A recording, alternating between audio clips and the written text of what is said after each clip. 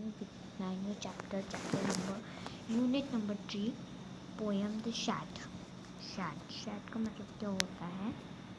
एक इस तरह का कोई हाउस टाइप में होता है, शेड्स को हम कह देते हैं शेड। ठीक है, now next let's begin our chapter.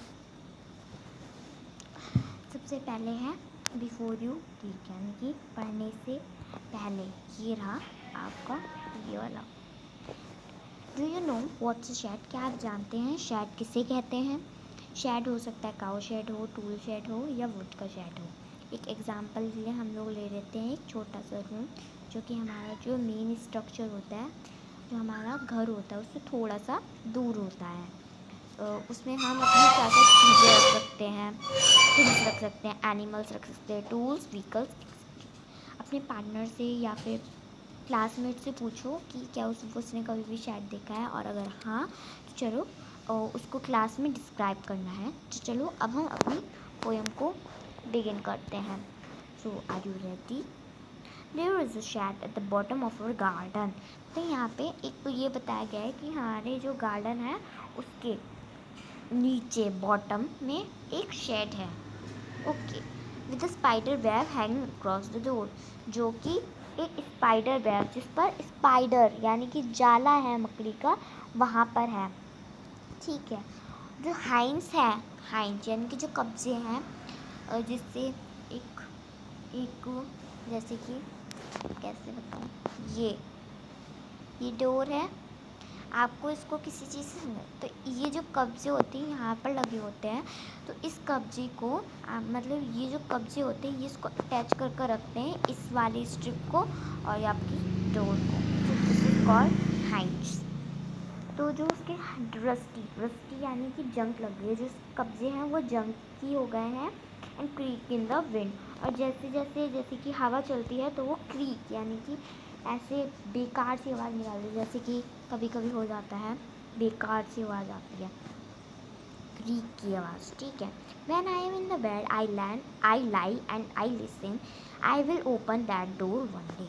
जब भी मैं अपने बेड पर बैठा होता हूँ तो मुझे मतलब मैं सोचता हूँ और मैं ये भी सुनता हूँ, मैं ये सब कुछ सुनता हूँ जो कोई आ रहा होता है शायद से आवाज़ें वगैरह, और आई विल ओपन, और मैं ये प्रॉमिस करता हूँ अपने आप से कि मैं उस डोर को एक ना एक दिन ज़रूर खोलूँगा।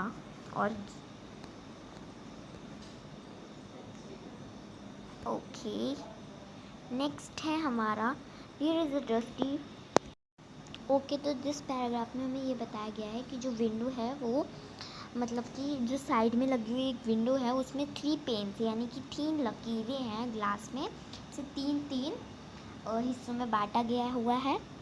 और मुझे लगता है, मुझे कभी कभी ऐसा लगता है कि जो कोई है मुझे वहाँ से घूर रहा है, वहाँ से उस विंडो से।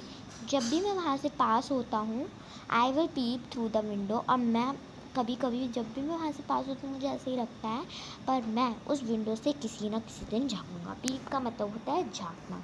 हमारा ये वाला पैराग्राफ कंप्लीट हो गया है। Now moving to the next. My brother says there is a ghost in the shed who hides under the rotten floorboards, and if I ever dare to set foot inside, I will jump out and chop off my hand.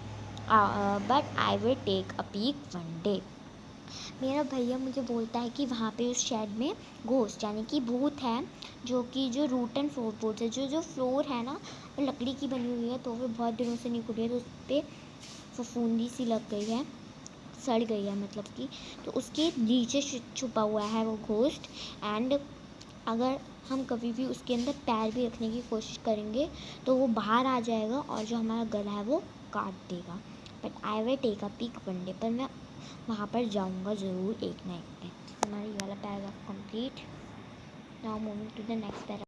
I will know there isn't really a ghost, but my brother tells lie to keep the shed for his den. There isn't anyone starting or making strange noises, and the spider has been gone from his bed since I don't know when. But I will go into the shed one day soon, but not just yet. उसमें बता रहे हैं कि मुझे पता है वहाँ पे कोई घोस्ट नहीं है, मेरा ब्रदर मुझसे झूठ बोल रहा है ताकि वो अपने अकेले ही शेड को यूज़ कर पाए। मुझे ये भी पता है कि मुझे कोई भी नहीं घूर रहा है, और जो स्ट्रेंज नॉइज़ेस हैं वो भी किसी की नहीं है, और जो स्पाइडर है वो वहाँ रात से चला गया है, जाले से चला गया है। तो फिर सिंस आई डोंट नो, पर मुझे ये भी नहीं पता मैं वहाँ पर कब जाऊँगा, फिर मैं जाऊँगा ज़रूर, not just yet. Now this is written by, इसके द्वारा लिखी गई है ये, फ्रैंक ब्लाइंड के द्वारा। यहीं पर चैप्टर कंप्लीट होता है। अच्छा लगा तो वीडियो को लाइक करिए, शेयर करिए।